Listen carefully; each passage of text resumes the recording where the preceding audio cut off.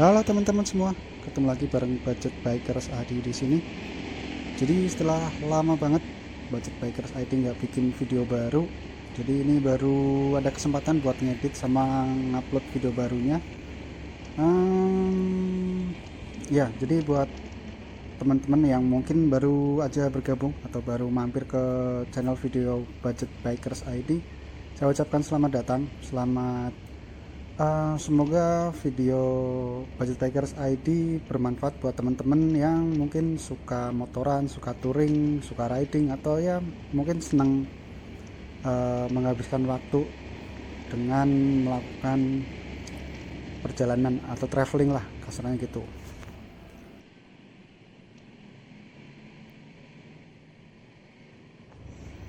Terus kritik dan saran seperti biasa bisa teman-teman tulis di kolom komentar di bawah.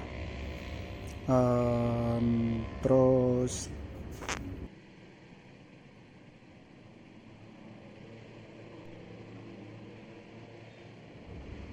barangkali teman-teman ada ide buat next konten Budget Bikers ID, bikin video apaan, bisa tulis di kolom komentar seperti biasa. Terus apa ya, itu juga buat teman-teman yang mungkin belum subscribe, boleh di subscribe, siapa tahu kontennya bermanfaat, terus bisa selalu update video barunya Budget Bikers ID. Nah, ini video kedua bulan ini November, karena akhir-akhir ini kerjaan sering padat, jadi sebulan paling sekarang baru bisa up videonya tuh paling 2 kali sih, soalnya kan ya biasa, namanya juga masih kerja di swasta, jadi akhir tahun biasanya pekerjaan padat, jadi ini baru sempet ngeditnya. Jadi setelah video terakhir itu kayaknya masih tips and tricks ya, masalah motor ini si Cici. Jadi terakhir itu videonya servis si Cici ini,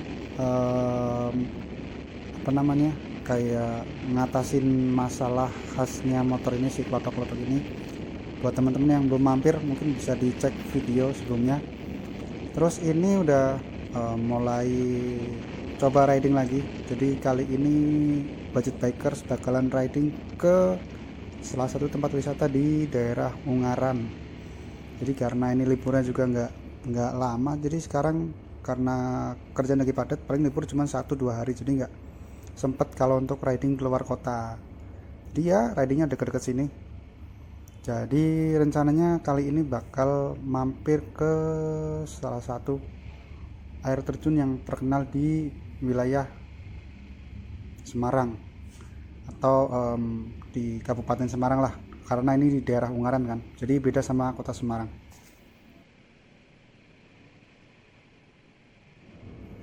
Jadi nama wisatanya ini Curug Lawe. Jadi kalau dulu pas riding ke Magelang itu di dekat Nepal Van Java ada Curug Silawe.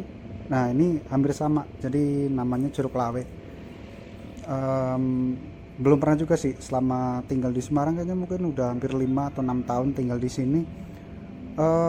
Baru sempet mampir ke sini, sebenarnya dari tahun lalu sebenarnya udah denger, cuman belum nyempetin waktunya buat mampir, padahal deket.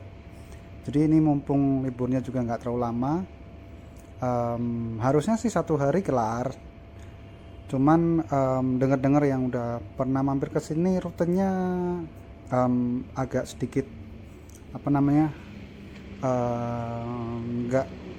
agak terlalu sulit lah. Jadi karena rutenya juga Ungaran atas, ini juga tadi startnya dari alun-alun kota Ungaran sih.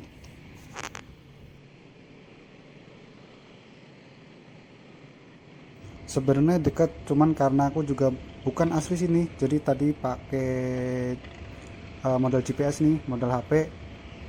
Nggak tahu kenapa, entah HP-nya yang overheat atau paketannya mungkin yang jaringannya yang nggak bagus, jadi tadi sempet GPS-nya tuh nggak respon, jadi kayak motornya ini jalan atau gerak, cuman di GPS-nya tuh nggak jalan sama sekali, jadi agak bingung tadi, agak muter-muter karena GPS. padahal ini masih di daerah Semarang ya.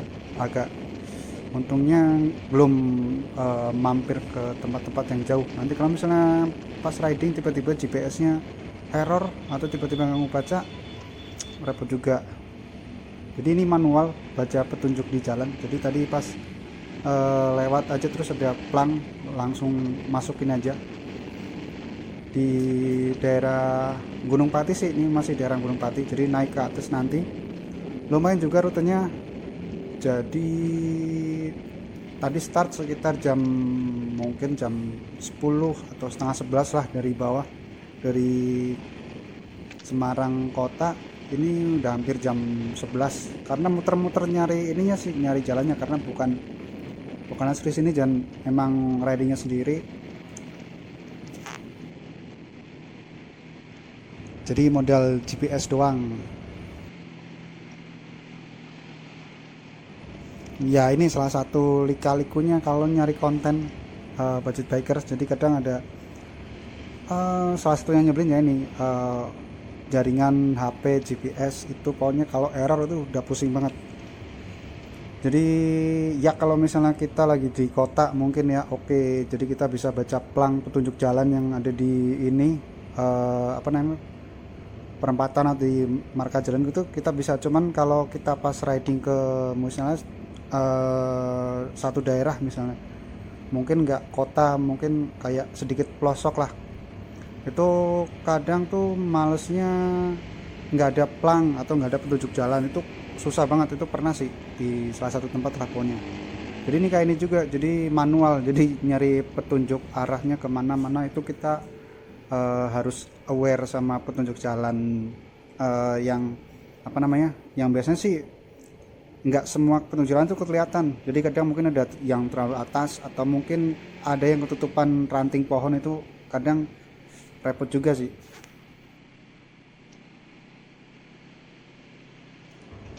Terus dulu juga sempet pas dulu bikin konten di apa namanya, dulu pas awal-awal banget budget bikers aja lah, pas Brown Canyon, ke Brown Canyon itu juga sempet pas pulangnya tuh nyasar. Itu kan bikin kontennya tuh pas sore hari, jadi nyobain aja pakai jalan yang berbeda sama pas jalan ke arah Brown Canyon. Terus nggak tahu kenapa pas balik, nggak tahu ya, mungkin karena itu juga udah sore, udah malam, jadi nggak bisa lihat petunjuk lewat apa namanya, kayak matahari lah. Pas itu juga kayaknya sih belum punya HP, atau mungkin pas HP-nya nggak ada paketan. Jadi intinya tuh belum punya GPS holder, gue inget. Jadi belum punya GPS holder, jadi dulu itu langsung aja riding ke sana. Terus habis bikin konten itu sore sekitar jam 6 lah, jam 5 jam 6 itu pulang dari Brown Canyon itu ngambil jalur beda. Kayaknya sih kalau di pikiran sih kayaknya sih alah paling ini doang, kayaknya udah sampai. Tapi tahu-tahu nggak tahu, masuknya tuh kayak ke hutan-hutan, pokoknya itu serem banget. Jadi pas itu bensinnya juga udah mau habis, tinggal 2 bar itu. Mungkin teman-teman yang asli Semarang atau udah lama tinggal di Semarang itu kayaknya mungkin tahu. Jadi dari Brown Canyon nggak tahu mungkin arah ke timur ya, timur agak ke selatan gitu. Kayak masuk ke, mungkin nggak hutan banget tapi cukup banyak pepohonan, dan itu sore pula masuk ke apa namanya, kayak perkampungan gitu yang pohonnya gede-gede. Pokoknya itu kabut juga, bensin juga tipis. Itu waduh, itu udah serem banget pokoknya.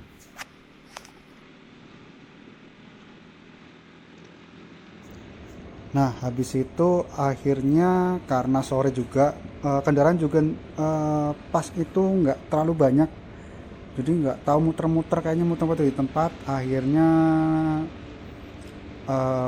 inisiatif ngikutin kayak kendaraan ya, mungkin karena kendaraan niaga lah, mungkin kayak mobil pickup. Akhirnya tahu-tahu itu sampai alun-alun Kota Ungaran apa gitu, pokoknya yang di sebelah timur jalur Semarang Solo. Jadi setelah Taman Unyil itu kan ada pertigaan ke arah kiri itu, pokoknya tembusannya itu gue lupa namanya, pokoknya itu pengalaman paling nggak nyenengin selama bikin konten.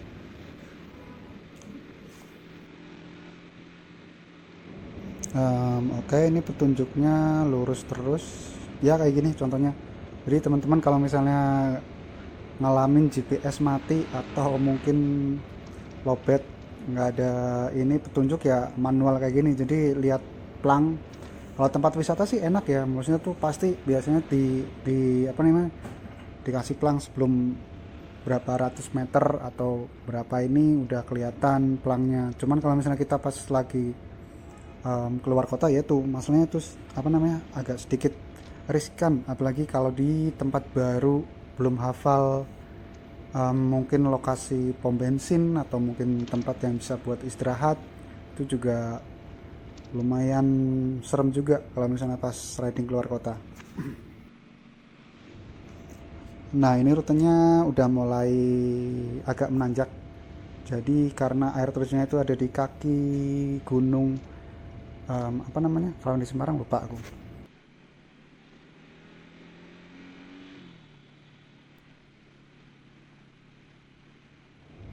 Nah, ini ke arah kiri. Oke, GPS-nya juga error-erroran sih.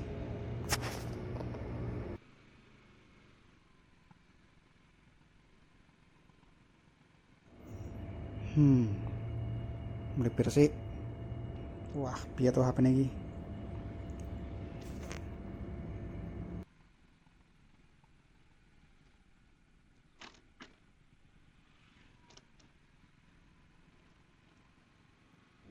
Ya wis, pokoke wis ngetut kayak dalan wae.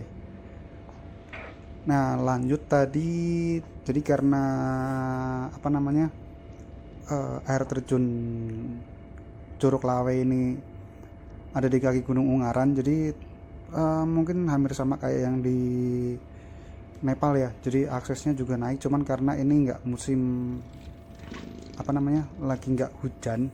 Kalau pas kemarin kita ke Nepal Van Java itu kan emang lagi hujan-hujannya. Ini udah lagi mulai sih, cuman belum begitu sering. Ini tempatnya agak nggak dingin kayak pas di Nepal Van Java, jadi agak sedikit panas. Cuman pepohonannya lebih apa namanya, lebih orang Jawa bilangnya tuh lebih rengket lah, lebih deket-deket gitu. Kalau yang Nepal itu kan aksesnya kanan kiri masih banyak rumah. Kalau yang ini nggak terlalu ini sih. Jadi terus di sini juga banyak kayak cabang-cabang jalan gitu. Jadi agak sedikit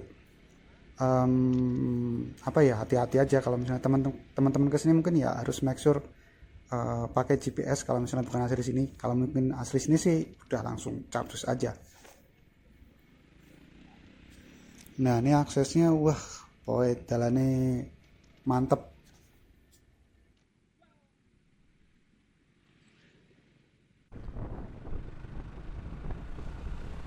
Terus kendala lain paling si kamera ini, si action camnya yang udah mungkin udah usur, jadi kadang mikrofonnya itu kadang mati sendiri, kadang nyala sendiri, kadang sound suaranya itu kadang kenceng, kadang enggak kedengeran. Jadi ya mungkin karena udah saatnya ganti si Y Pro ini, Y Cam tapi lensanya GoPro. Mungkin emang udah saatnya ganti, mungkin apa namanya, akhir tahun lah atau tahun depan bakal dilengserin, bakal ganti kamera yang baru biar videonya lebih enak aja ditonton. Nah, ini jalannya makin kecil jalannya, jadi nggak terlalu apa namanya, kalau buat mobil agak hati-hati sih, kayaknya buat simpangan agak susah. Nah, ini untung tadi pelangnya kelihatan banget, mungkin karena udah makin dekat sih, jadi jalannya makin kecil, terus pelangnya juga makin gede. Terus ini kiri kanannya viewnya juga keren, jadi banyak pepohonan, semak-semak sih sebenarnya, bukan pepohonan.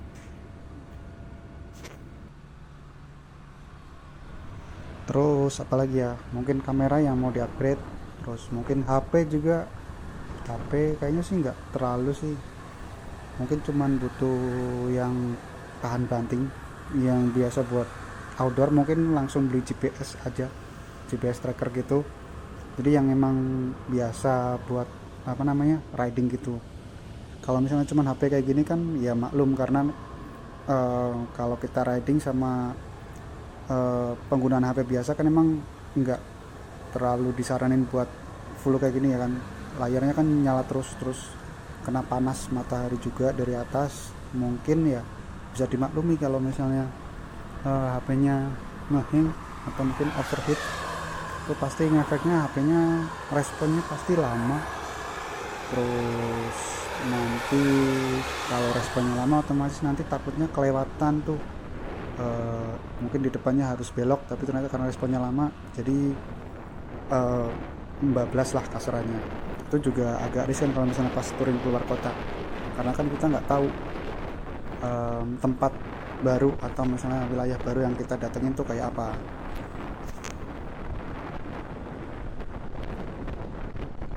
Terus kemarin ada yang nulis nulis di komentar kok nggak upgrade motornya atau mungkin ganti motornya, atau si Cici ini yang ya nggak sering tapi ya cukup lumayan sering ada trouble lah, kasarnya itu ada trouble. Nah menurutku sih motor ini masih cukup oke ya, si C atau si CB150 buat riding ya, walaupun sebenarnya pengen, ya namanya juga apa namanya laki-laki ya, kalau misalnya ada punya duit pengennya ganti yang lebih gitu. Cuman selama ini sih walaupun misalnya ini motor ada trouble sih kayaknya masih bisa lah diatasi. Paling trouble-nya juga trouble ringan, paling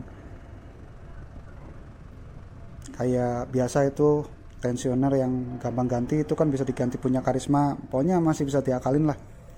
Terus ini motornya juga mesinnya lumayan irit, lumayan bandel juga, karena ya tahu sendiri injeksi Honda kayak apa iritnya.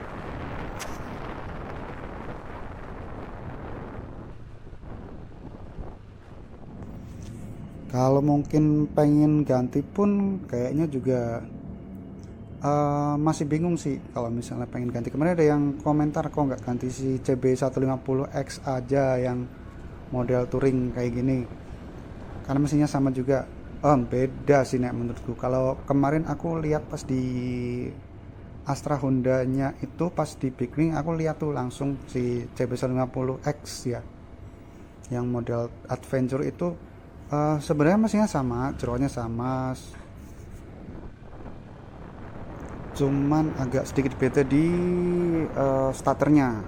Jadi kalau misalnya yang ini yang CB150 yang model ini yang generasi awal, yang LED yang generasi awal itu masih ada kickstarter, atau kalau bahasa Jermannya itu selahan oglekan lah. Kalau yang CB150X itu seingatku itu kemarin aku lihat nggak tahu ya kalau misalnya ini nggak tahu kenapa. Kalau nek aku pribadi lebih seneng pakai motor yang ada selahannya sih. Jadi pertama itu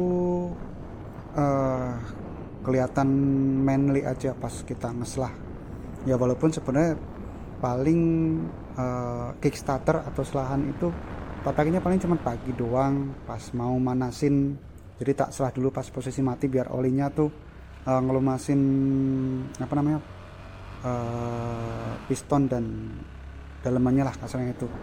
Jadi paling tak selah 3 atau mungkin 4 kali biar ngelumasin silinder headnya, baru tak onin, baru tak start apa namanya tak kickstarter lagi biar nyala.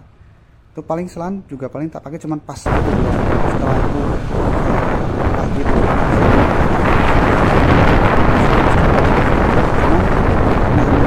jadi ya relatif sih buat orang ya. Cuman kalau untuk menurutku pribadi masih perlu sih untuk kickstarter, walaupun penggunaannya jarang, tapi ada saat dimana kita butuh pakai untuk kickstarter. Misalnya jadinya kita lama nggak dipanasin, otomatis otomatis kan kalau misalnya langsung dari aki kan takutnya akinya tekor. Nah itu kalau akinya tekor otomatis kan starter nggak kuat. Ya kalau motor sport atau bebek bisa dipancal kasarnya, karena kalau itu kan agak lebar.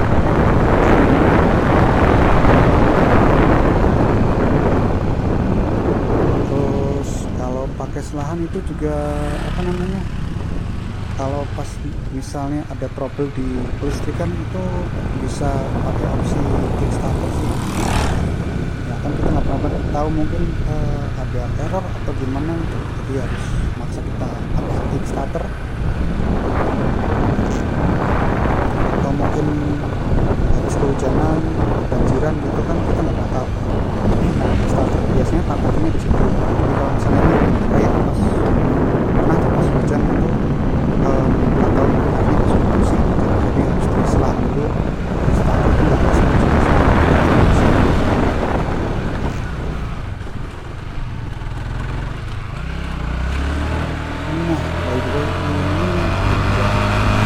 sampai di parkiran Surlawi. Jadi kita parkir dulu.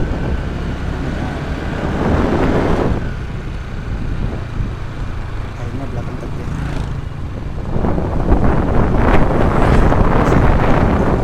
Masih.